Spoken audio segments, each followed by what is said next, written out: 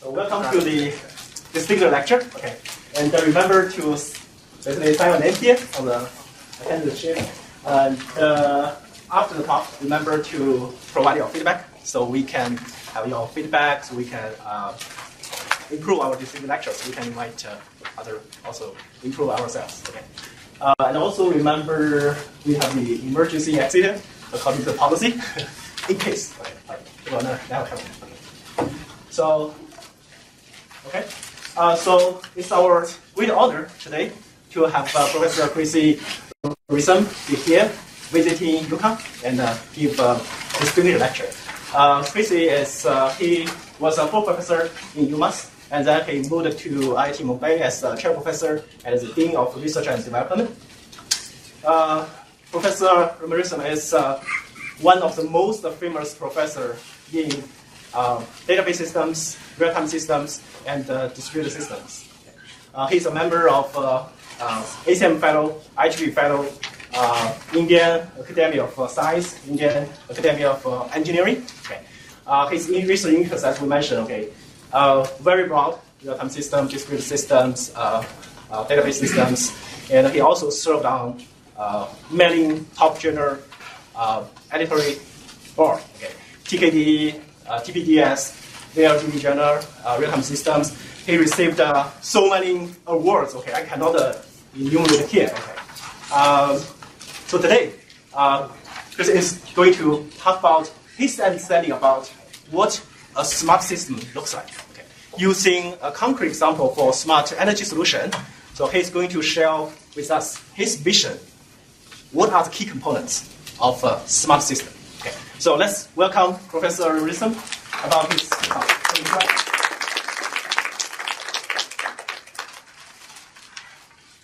Can you hear me in the back? I speak from here.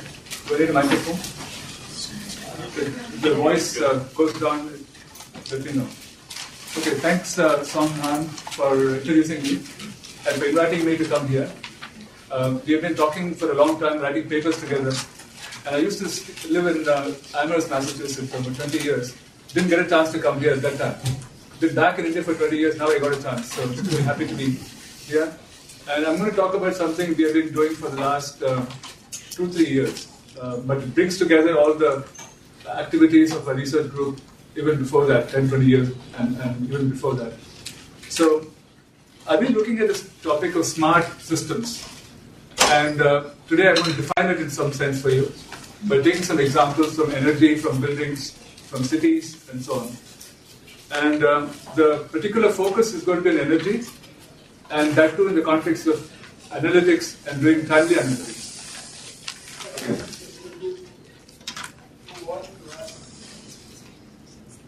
So if you want to know what is driving this work, it is to build a sustainable Earth, in particular sustainable energy. And there are going to be 3 R's that I'm going to introduce you to. One is reducing consumption. We all know that that's the first thing we have to do.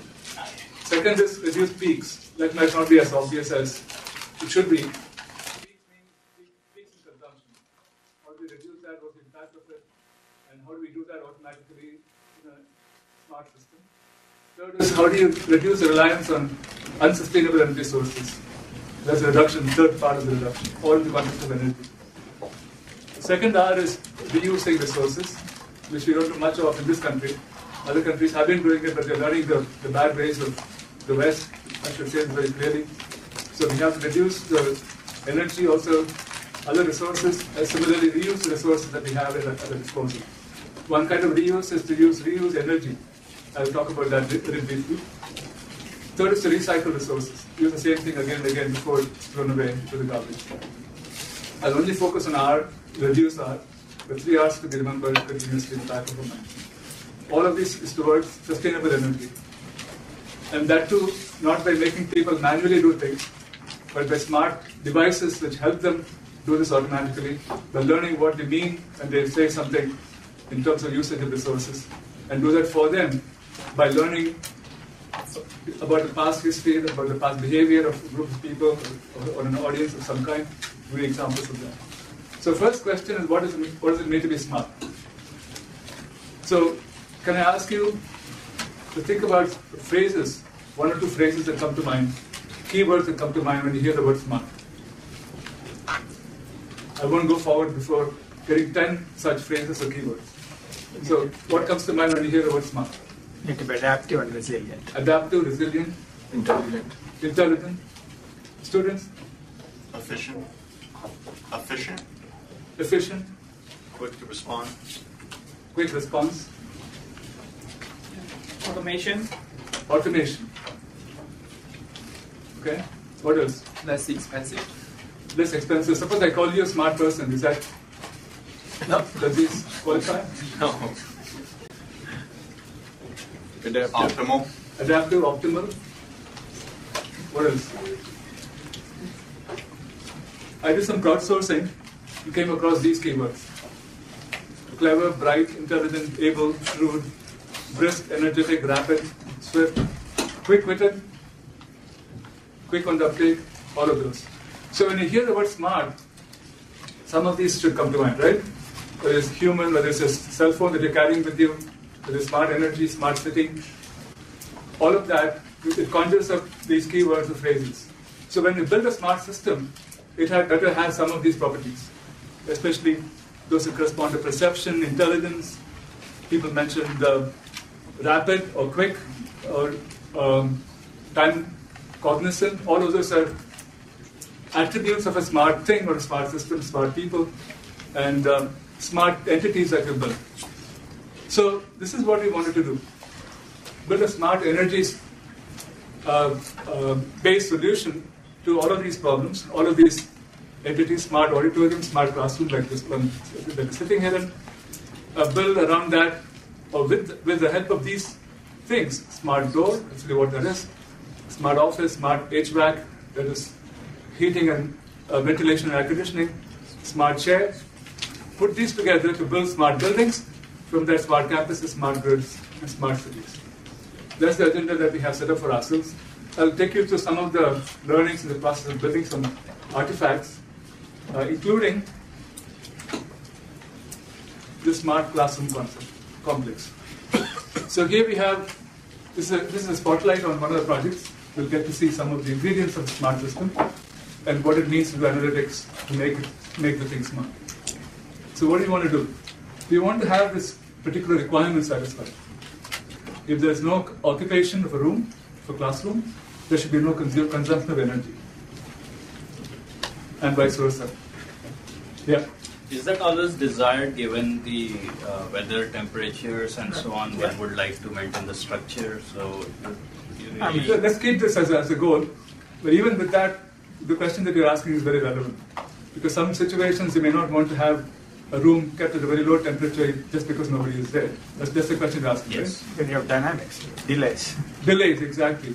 So, but we start with this, we'll talk about how to include those things afterwards.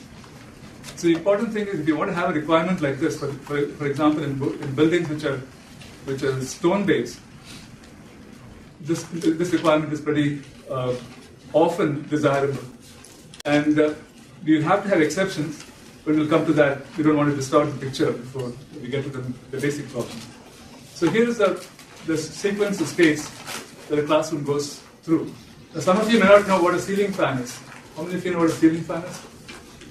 How many of you don't know what a ceiling fan is? These are fans which, let the air circulate and make it feel more comfortable. So these are the primary ways by which people in hot areas of the world keep themselves comfortable. So first thing you do is, if the human is detected, you want to turn the lights on. And this is called human detected state. From there, if it's stuffy, turn the fans on. Then if it's hot, you turn the AC on, the air conditioning on. That is the sequence of states that the system goes through in terms of energy consumption. And of course, after that, certain transitions take place, but I want to take you through this. This should be automated. The first question you ask is, how do you know if you walk into this room, you want to turn the lights on? The lights should turn on by themselves, not by you going to a switch and turning them on. What do you need to do for that? Of course, you have to have sensors. You have to detect that the sensing is that of a human coming in. And then stuffiness, how do you detect that? Perhaps by having a humidity sensor. And then hot or not. is determined by a thermometer, temperature sensor. And then these other transitions require you to keep track of the sensed information and make the right transition, right? So how do you make all of this happen automatically? We did that. I'll show you some results of this. And I'm going to talk about air conditioning because that is the requirement in India. But you can think of the analog of that in cooler places where you want to heat things up. There's a fairly straightforward mapping in that case. So here is a dark classroom, and here is my student Karan. He goes into it, the lights turn on. Magic. And then a little later, because it's stuffy, the fans turn on.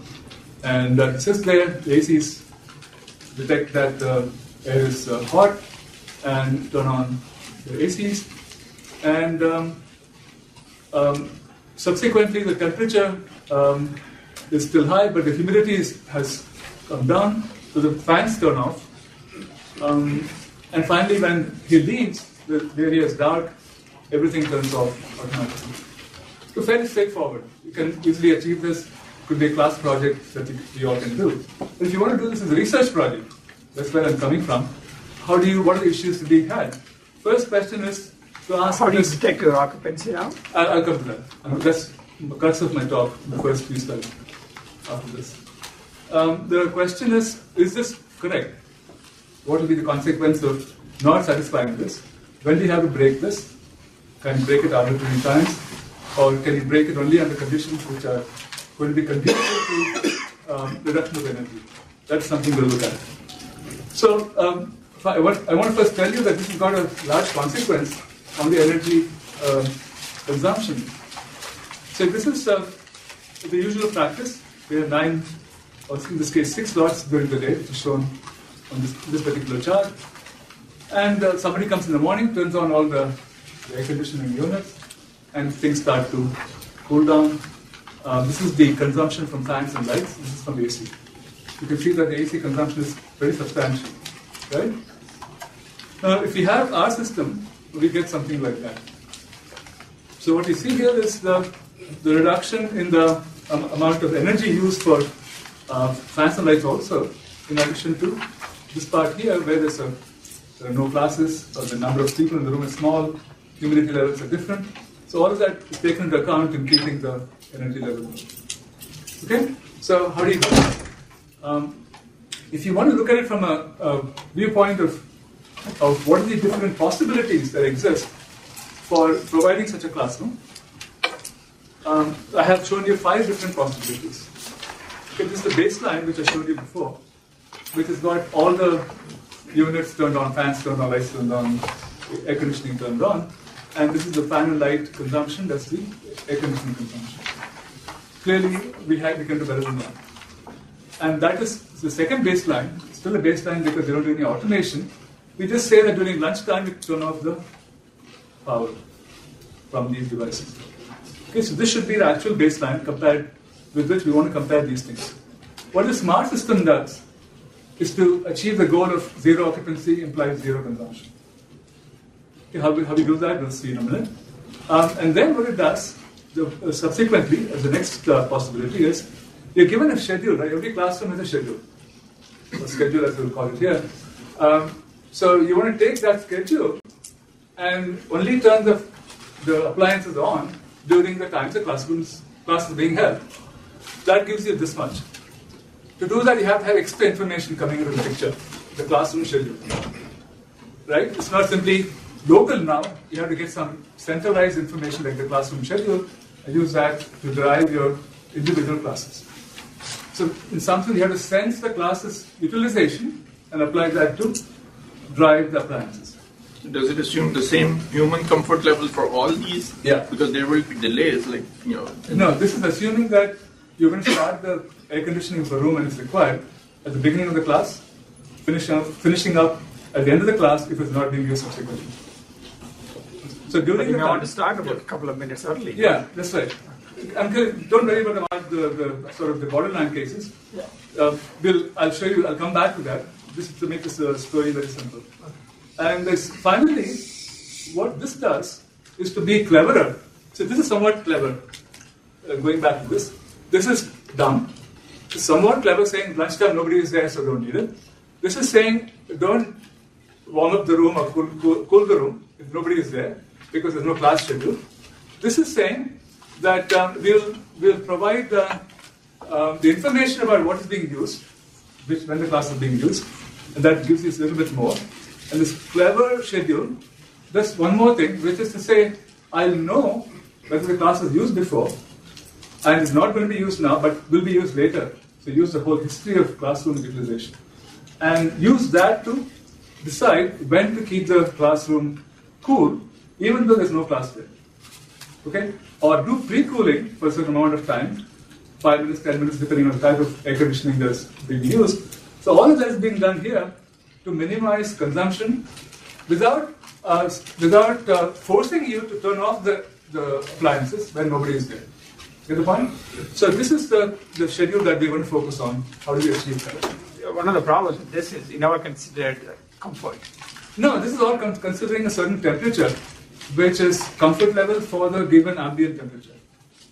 All these experiments are run with the same, to the extent possible. You can't, of course, recreate a certain temperature-humidity combination precisely, but we can do as much as possible for that. So this is done very, with some fidelity or conditions in mind. Okay, so how did we achieve this?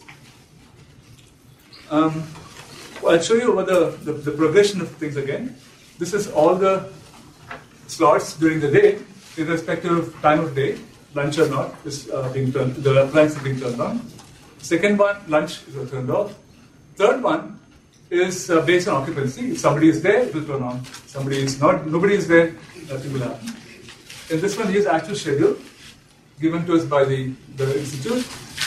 And the last one takes into account the air conditioner's scheduling, knowing which air conditioner turns on when, what is the frequency of their operation is. IDU is for indoor unit, which is the unit which is controlled by the people in the room.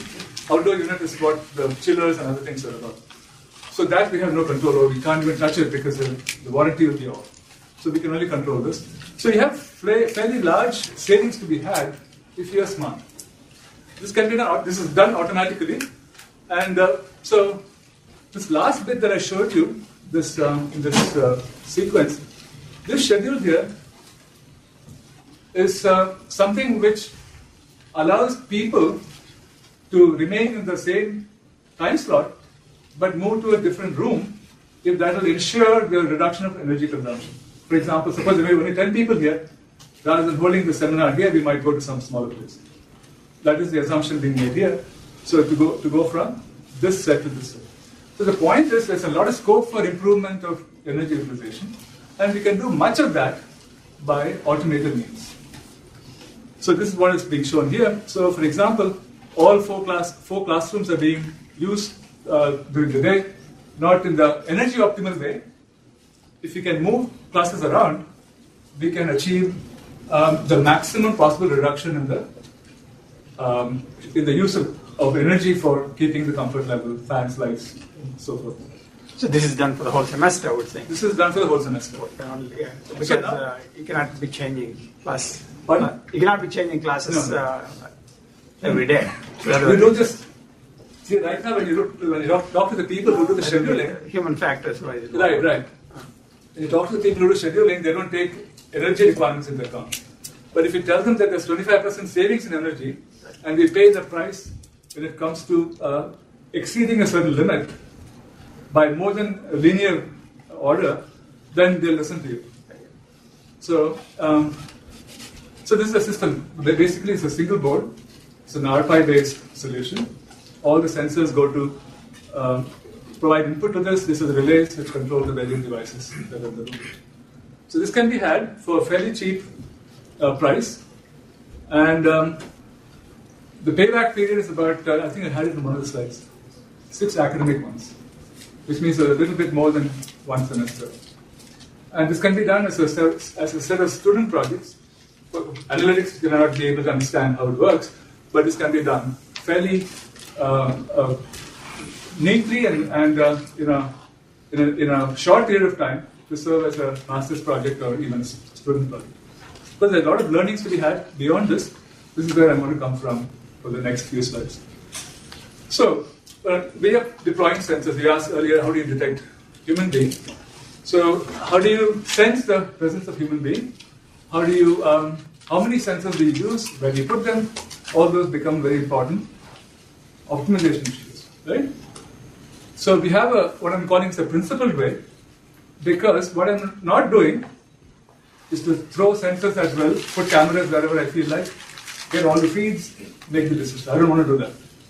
Consequences are enormous, prices will be high, maintainability is a problem. If one camera fails, the others will not be able to take over unless you plan for it ahead of time.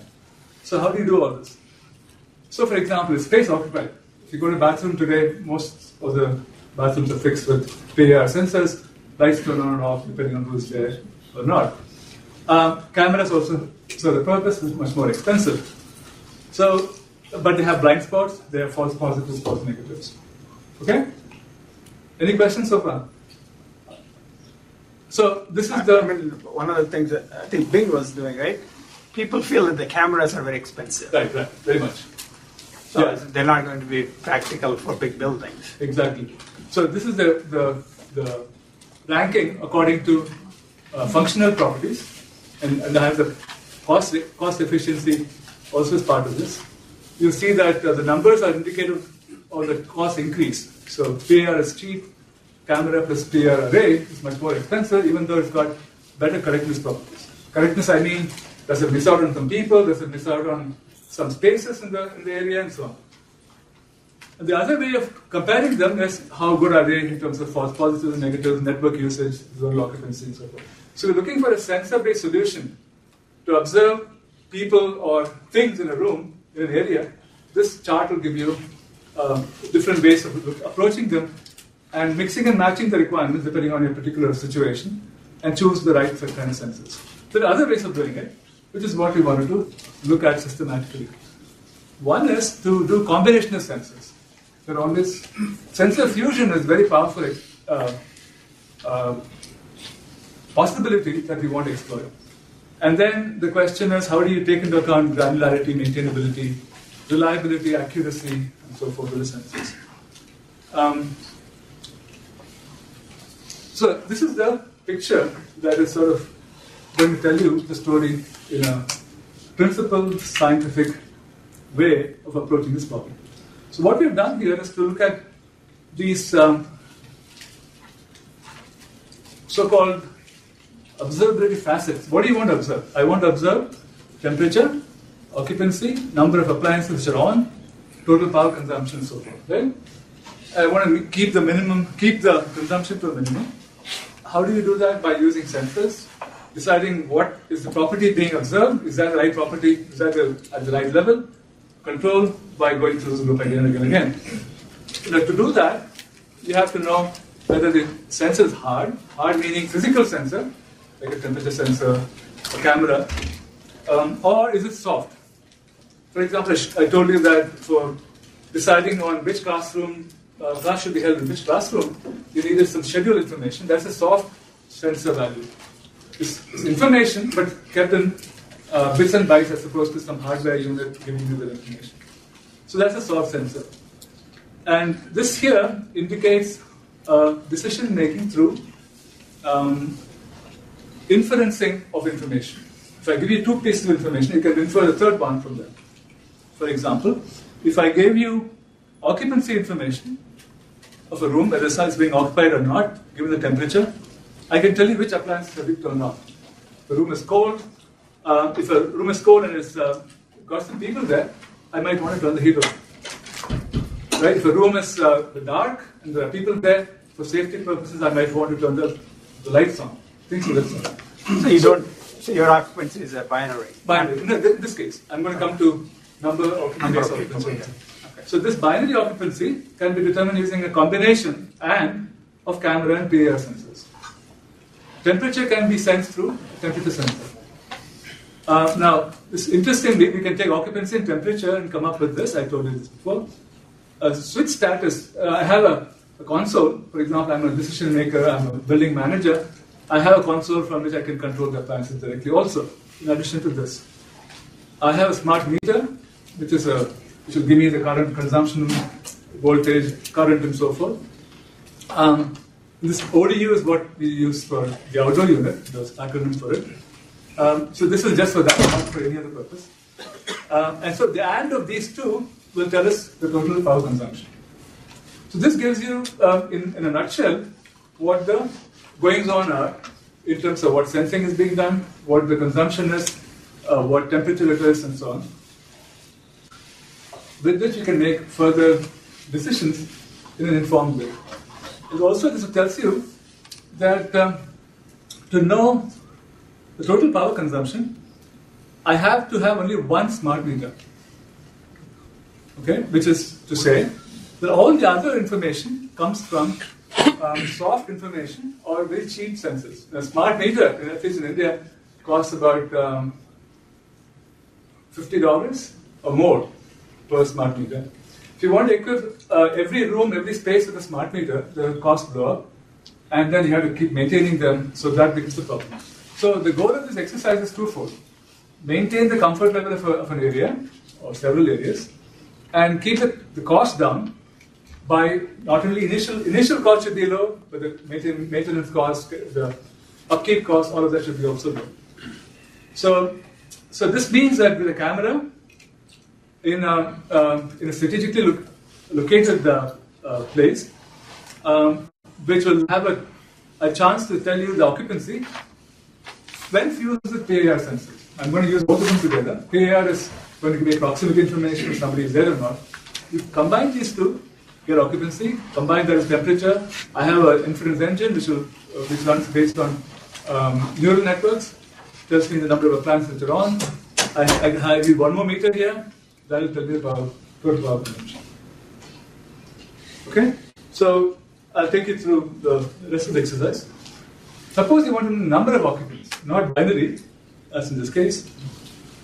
The assumption here is even if one person is on in a room, you want to turn the lights on minimally, and then fan, AC, and so forth.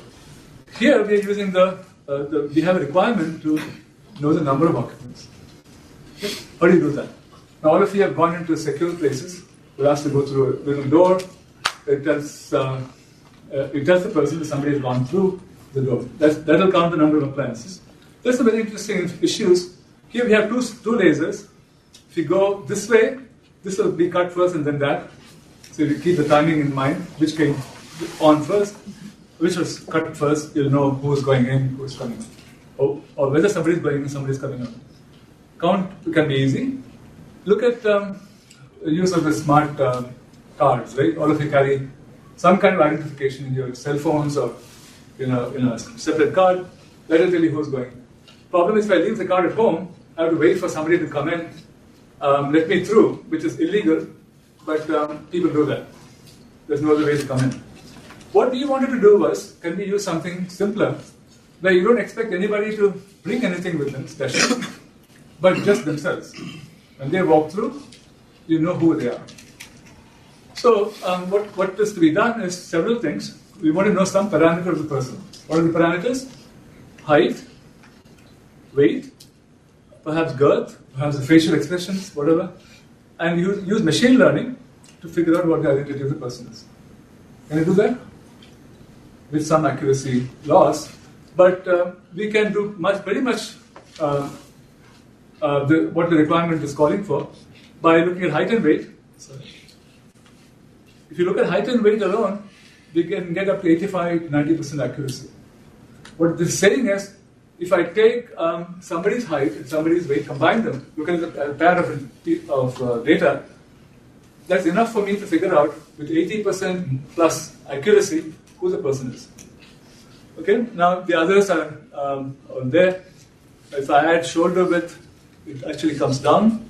These add more confusion, so these are all to be eliminated. This is the only one that wins with some decent accuracy. But you want to know that it's 100% accuracy, right? How do you do that? Why do you need that level of detail, though? What's the motivation behind that? We want to allow people in a secure area and in such a way that we know who the person is. So that at any point in time, I know who are the people inside the secure area, number one.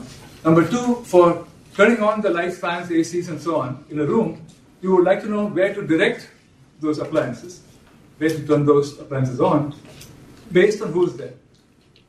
So both those reasons. But if you really want security, I don't think you want this kind of stuff. Yeah. I'm talking about security of a kind, which, for example, comes from building evacuation purposes, where you want to know the high percentage that you're not missing somebody obviously in a place. Okay? Why not use cameras here? We can use cameras. I showed you the use of cameras before.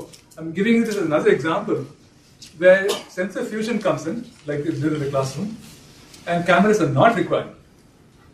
We can use cameras, but we can do without them. I'll tell you the cost of this is about 6,000 rupees, which is what. I mean, nowadays webcams are so cheap. You don't really I'll tell you, require a very high. we had such difficulty with cameras to make them work all the time. And number two, how often do you turn them on so certain questions come up? And thirdly, if you rely only on them, you're likely to miss people. Because they fail quite a bit because of networking reasons. Yeah, there has to be some sort of sensor fusion. Exactly. Not just That's what we do here. Okay. So I'm pushing the boundaries, the envelope, if you will, of how you can take some cheap but efficient and sufficiently accurate sensors, fuse them to get the larger goal achieved. These are not the production quality result I'm going to get finally, but it tells me that it's possible if I drive it further, there is a way by which to combine these sensors in a nice way, which is what the picture I showed you before does, and yet achieve the goals of occupancy detection, consumption reduction, building evacuation requirements, all of that. Yeah. I have one. Say there are 4 figures, right? So on the right, you are using more features, right? Yeah. So one would expect that accuracy should be more, right? No, Yeah. never. You can get confused. Yeah. Okay. With more information, you can get confused, and that might not be the relevant information. So what you're adding is not relevant but confusing. It's all noisy data. Yeah, noisy data. Never. Yeah. Okay? More is not good in machine learning. Yeah. So any other question? How did you get the height information? Pardon? The height information? Height information, we have an ultrasonic sensor on the top of the door and measures as you're walking. How would someone's wardrobe, I guess, affect that? Like, for example, these boots give me an extra 2 inches. Like, would that... Yeah. Is that a significant... No, we can work up to 5 inches plus minus totally Right. in that range of inaccuracy because of the sensor fusion. Because even if your height is affected by the hair, so you're bald or become bald, the weight will not change the same way. So we do lots of we take a lot of samples of people walking in and out, use that to build a table, which will give us the response to the question who is walking in. It might say A, B, or C is likely to be walking in. Now we are not having one person finally chosen, so we have to choose one person somehow. This is where sensor fusion comes in again. We use soft sensors. We figure out people's schedules. We have them at our disposal, assuming that. Sometimes we don't often advertise our schedules, but assuming it's available, we know where people are likely to be at a certain point in time, so we can say C is in class. If he doesn't bunk classes, then he's likely to be in a class because the schedule says so. Or B usually comes after lunch because he works late in the night, so that's also known from prior entry and exit points. So now we can eliminate C and B, leaving you with A alone. So again, the point here is we cannot at any point in time reach 100% accuracy or coverage with machine learning algorithms, unless you're talking about a very small possible space, right? Space of possibilities. So you have to use other data.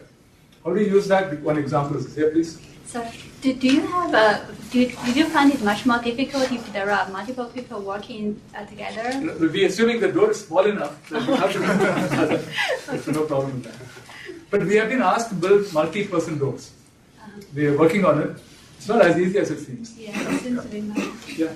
How many people in these experiments? In the How many people In the room? 30. I mean, how many people work you use to identify? How many different subjects? 30. The space can be occupied by 30 people max. And these 30 people can change from time to time. And so the database contains more people than 30. Any point in time, 30 people can sit there. Again, the point I'm making here is one does not have to go for the sort of the highest cost solution or highest accuracy solution, because there are ways of doing sensor fusion which goes beyond the normal assumption being made about sensor fusion. Here I'm combining a whole host of readily available information and making taking the information in context and applying that effectively. Now, how would you do it in an existing, suppose this classroom, right?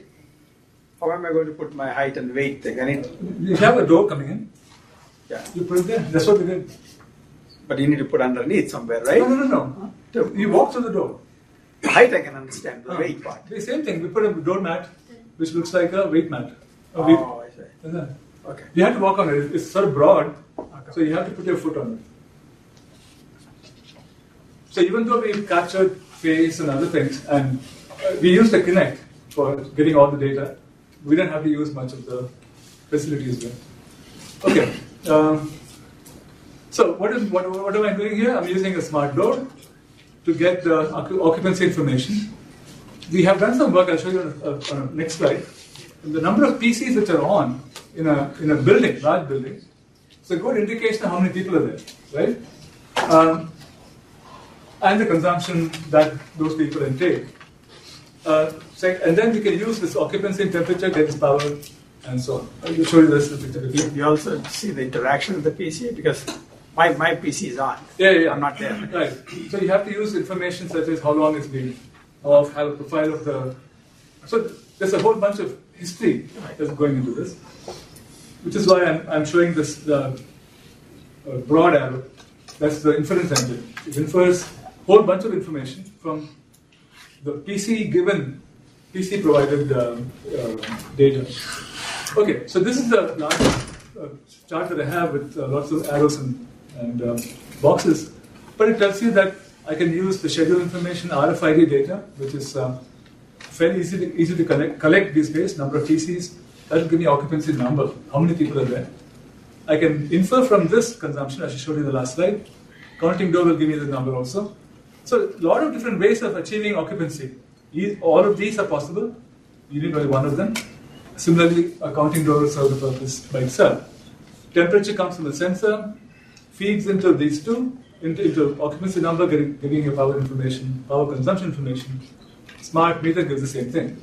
So you don't need a smart meter, you can do with these two. That's the point. And similarly, this will, with some inferencing, can get you the number of appliances. It's called disaggregation. Given the total power consumption, how do you figure out which appliance is on? That is this problem being solved here. This will tell you, given the appliance properties, a bulb is on of this kind will consume so much of power. So all of that will give you a power consumption also. So a number of different ways of getting the same information. You don't have to have a smart meter or a physical sensor. Similarly, you have a panel, you can, through that, input all the on appliances, turn on whatever you want. I should talk about this before. So that big picture tells you in a building such as this, we don't need too many sensors. Okay? If you have a lot of history of usage of a room or of certain appliances, and the dependence of temperature, of consumption of temperature and so on, you have pretty much a lot of mined information to be used online and in an analytical way to determine which appliances are on. Okay? Ashwin, with the camera, can't you get the number of people? Yeah, you can. We actually tried that. It won't count me. Uh-huh. That's one of the problems. In fact. It doesn't count me. Because I have a bald head. It'll be a big problem here. Yeah. Probably just take a template with your. No, seriously. So everything has its own. I don't think that's hard. I mean, I don't think. Can be done. I don't see that. But we put 4 cameras in our room, classroom which is large as this, to make sure everybody was caught. the camera. I mean, do you do image segmentation, that kind of stuff, to figure out people? Yeah. And you should be able to count from there, right? We can. Like I said, there are so many ways of skinning the cat, so to say. We wanted to get something which did not require any large bandwidth requirement on the part of the networking, a lot of maintenance costs, we want to avoid that, and yet get a high accuracy. This is one snapshot of a combination of sensors which serve the purpose. Okay, and payback period, like I said, is 6 months, which is very easy for me to convince the department to cough some money up for creating this prototype where I can play with various possibilities. We tried other things. I didn't go into all the details. So let me just close this particular part by saying that what we've done is to have this notion of sensing, analyzing, and responding to that in a timely fashion. You don't want to use data now to deciding what to do tomorrow. Now the other thing is, we also do something very interesting. I'll show you that in the next example. We sense, analyze, and remember what we have analyzed, what decision we have made. And this also has to be done in a timely fashion. Now, there is some lesson to be learned from this. In AI, there's a notion of memoizing, right? Where you remember what the decisions so far have been, what you are doing. So you can go back to this state. If you go back to the same state, you know what to do next. This is what I mean by this. And for example, suppose you encounter a certain temperature outside, ambient temperature of 25 degrees, not uncommon in Bombay. 25 degrees is what you desire inside, and there are 40 people. You can figure out what temperature is set to get it to 25 in 5 minutes. Okay, that's the kind of memory you want to provide in the system. If you don't remember, every time you do this sensing and analysis, you'll have to reconstruct this response. Right? So this is what I tell my students. When you go to a classroom, go to a talk, take a notebook with you. Write down in your own words what you hear the speaker say. Because if you don't write down, and you think you'll remember forever, that never happens. Correct? So write down on a piece of paper, not by itself, but on a sheet which is part of a notebook. Go through that every month, every week, every so often. When you're in a bad situation of no ideas coming through, you'll see an idea sitting there. Agreed? How many of you do that? And why don't you want to have your so-called smartphone do it for you? Why can't you just turn on the recording machine, record it, and hope someday you'll listen to it? You don't do that. And important is to write in your own words what you hear. Because there's actually a recent study in Duke, I believe, where the researchers showed that the cognitive process of converting what the speaker said in your own words itself serves as memory. It reinforces the memory much more than you normally think. So please carry a notebook with you. This is something I say in all my talks, because it's very useful. You will find it useful when the time comes. Okay, so this is the sequence of sense analysis response. You schedule, you take schedule and time of day, do machine learning, logical reasoning. All of this analysis for me, one in a simple way. And response could be who is occupied, what, where, how many are there, all of that. So my conjecture is the key contributor to smartness that we talk about is analysis. Okay, and the result will be of the analysis will be location of sensors, type of sensors, hard versus soft. That comes from this picture that we work with. This will change from place to place, which type of sensors you have at your disposal, how much money you have at your disposal, what accuracy you need, and so forth. Okay, so analysis could be in the form of machine learning, logical reasoning, using schedulability analysis, kind of analysis, machine learning through adaptive neural networks. All of this can fit the bill. These also are examples of that. So here is a simple observation that we made. This is the power versus number of machines. That's this one here. Number of machines is along the x-axis. In the building, ours is a large building as large as this, and this is power consumption of the whole building. Now remember, the consumption by PCs or computers is a very small proportion of the large consumption. And yet, that serves as a good indicator of the power consumption of the building. Okay, so this was somewhat surprising because there are a lot of other ingredients of the power consumption, like servers, air conditioning, units, and so on. But there is a correlation. You can now trace back and say that's happening because when people are there using the machine, they'll want to have the AC on and so forth. But this was initially somewhat difficult to understand. But when we analyzed the components of the power consumption, it was okay to accept that as a possibility. This one here takes temperature and occupancy of the building into account and comes up with the power consumption through adaptive neural networks. And you see a fairly strong correlation between the two components I mentioned and the power consumption. What are those jumps? Those jumps happen because of When you start up? yeah, some of the appliances in our system, compressors, for example, are malfunctioning. So that actually gives you another indicator of how many devices need to be replaced, how do we check. So the interesting question there is, how do you know which appliance is malfunctioning? You have to go back to the question of occupancy, detection, who's there in a certain place, whether the AC is on there.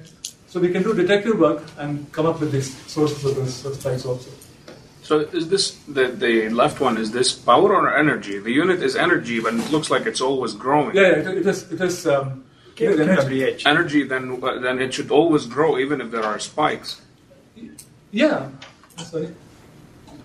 This is, in fact, see, these numbers are indicated, what you see here are stars being put along the value, the y values for the corresponding x values, right? So many of these are stuck together here.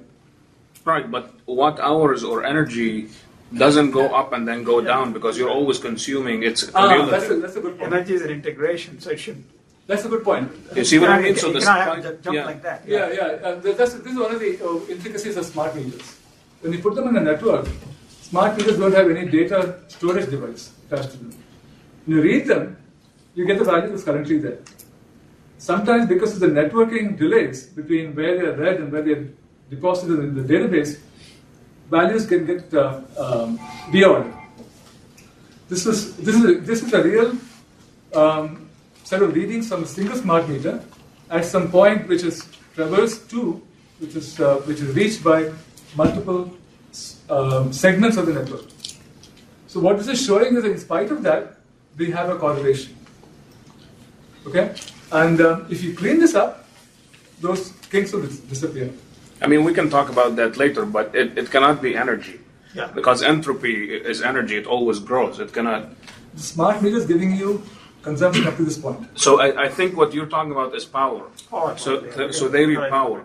Yeah, Okay. yeah, right. You're right. Okay. You're right. So these two, for example, tell you that there are ways of inferencing power, energy, or even occupancy numbers with other pieces of information, which are not measuring it directly, but allowing you to infer by using these smarter methods, softer methods.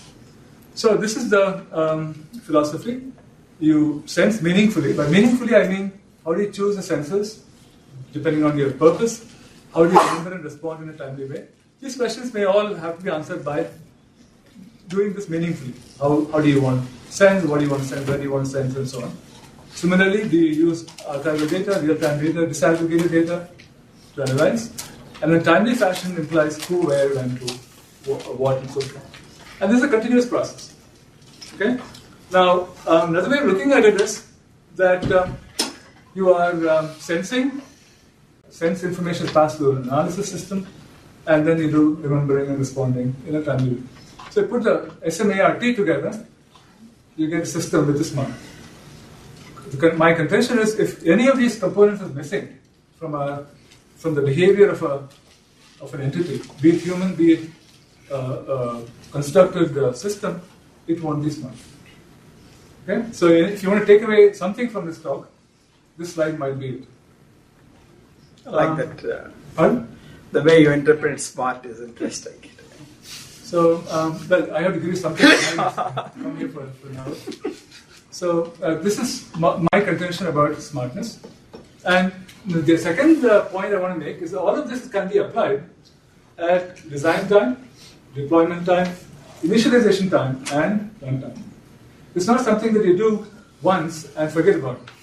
You have to continuously learn. That's why we have the feedback that's going on between once you respond to and you sense things.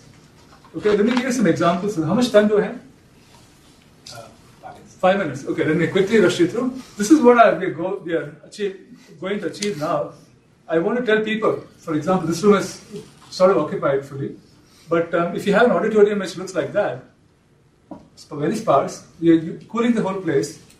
How do you avoid this energy consumption which is wasted? If I tell people that if they came together to the front, they'll save some energy. I have to use my analytics, right, at runtime.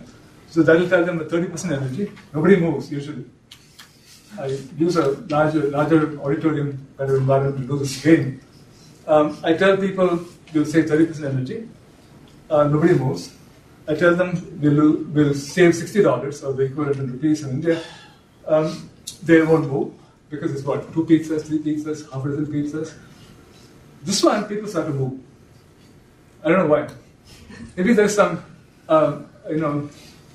sense of contributing to the environment that comes in. Now the question is, what's the question here? How do you get these numbers? How do you know it's going to save 30% energy? How do you know it's going to save $60?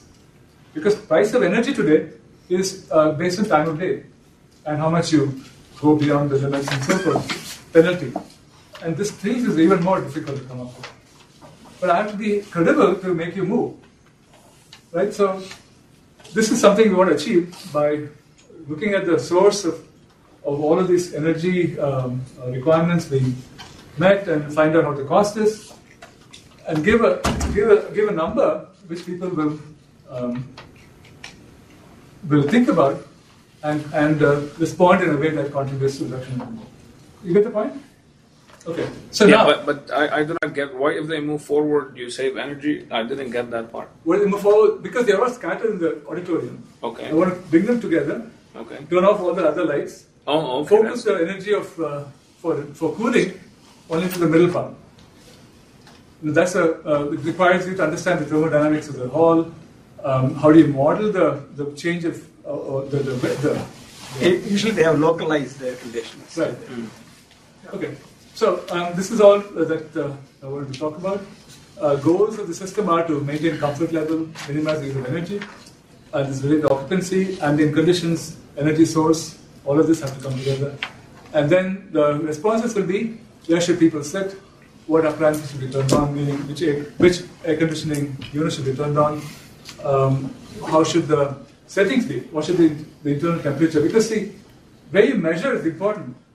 But people may not be located where you're measuring something. If I measure something in the ceiling, that's going to be warmer, because all the hot air goes up.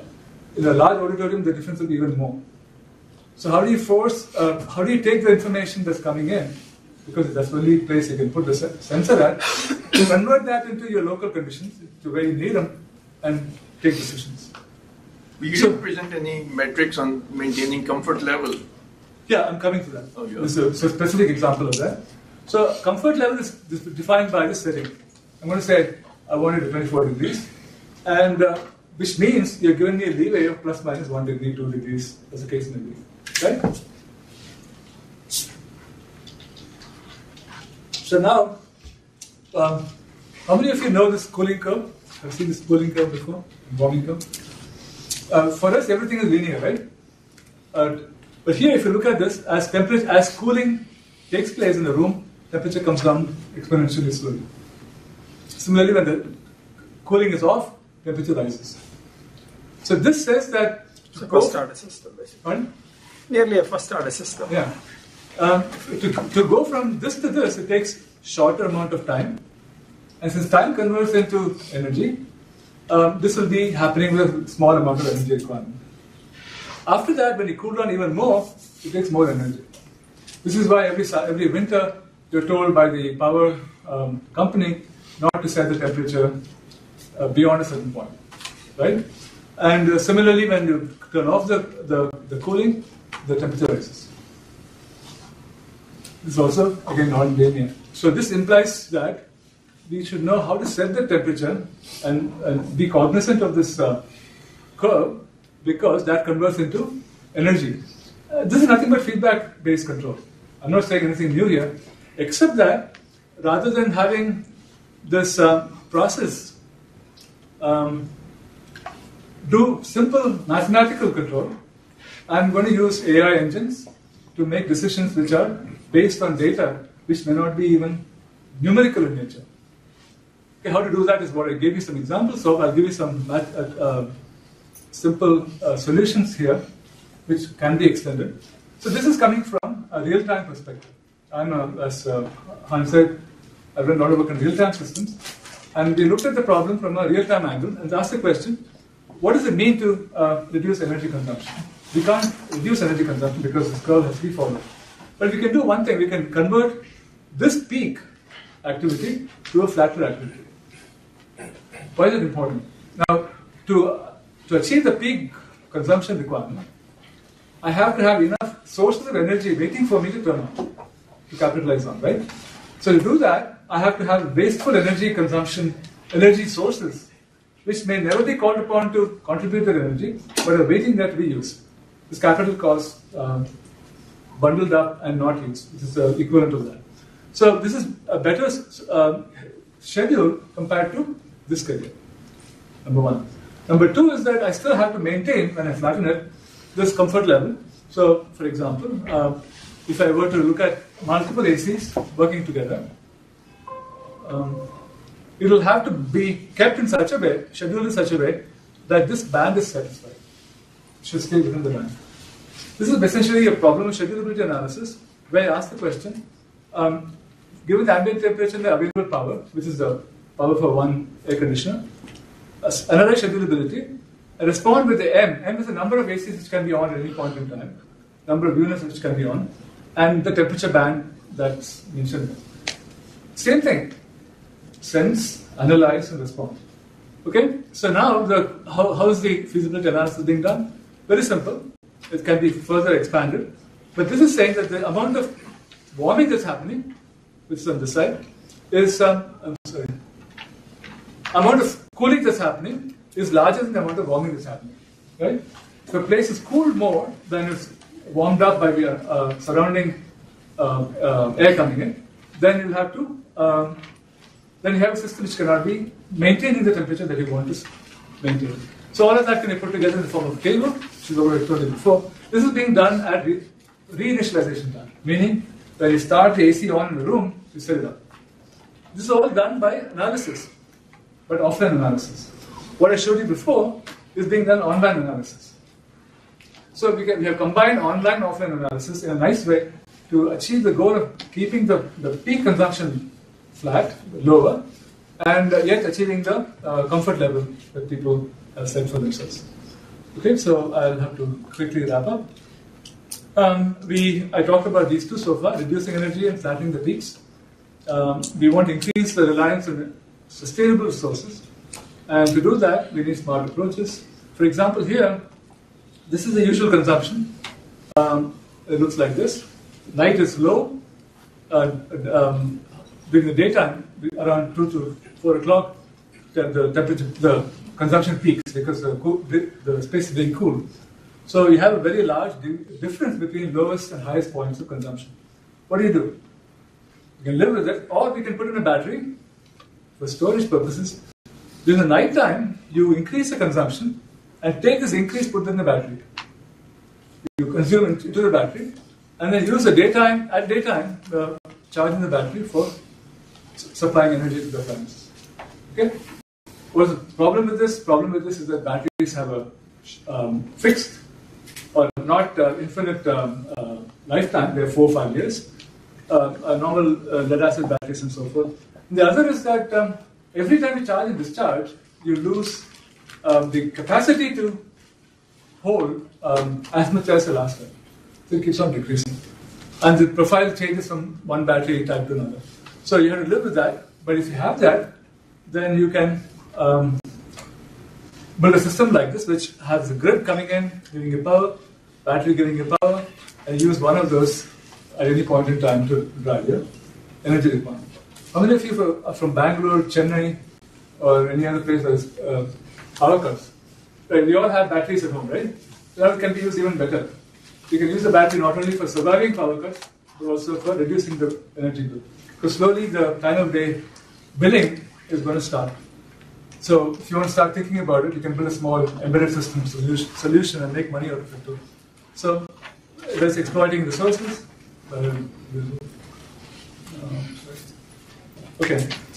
Exploiting renewables and storing excess energy during off-peak hours in the battery. So I'm going to close now. This is a big picture of what we do. All the examples I gave you are from these sets of. This is available on my website. You go to my website /SEIL for Smart Energy Informatics Lab. You will get to this picture. All the papers are there. You're welcome to write to me, talk to me, and know more about it. So this is what I told you about. A smart chair is something that's very simple. It's a pressure-based sensing. HVAC I told you about. Smart office is the door to which people go in and get identified. This is counting door. This is office which has more than the counting itself. The appliances turn on automatically. With this now we have a smart building possibility. Campuses can be built, smart grids, something what we have done outside of this, and then smart cities. Okay? So smart grid-wise, we have grid monitoring, prediction, modeling, energy storage, and demand-side energy management. Much of what I talked about is called demand-side energy management. Smart grid. So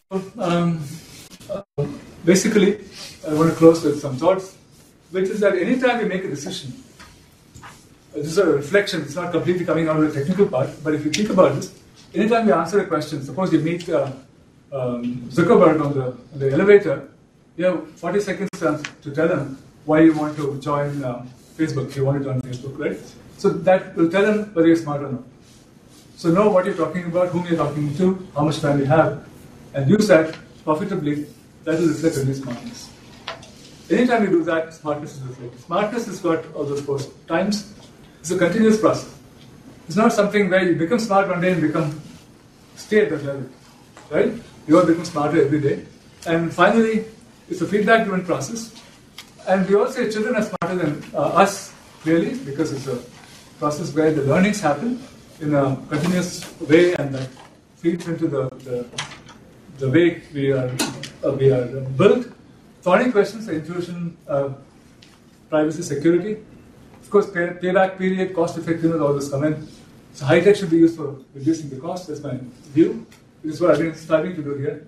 I don't want to throw sensors, actuators all over the place and say, do it. Big deal. What happens on day one is not the same as what's going to happen on day 10. Things will start breaking down. I have to fix them.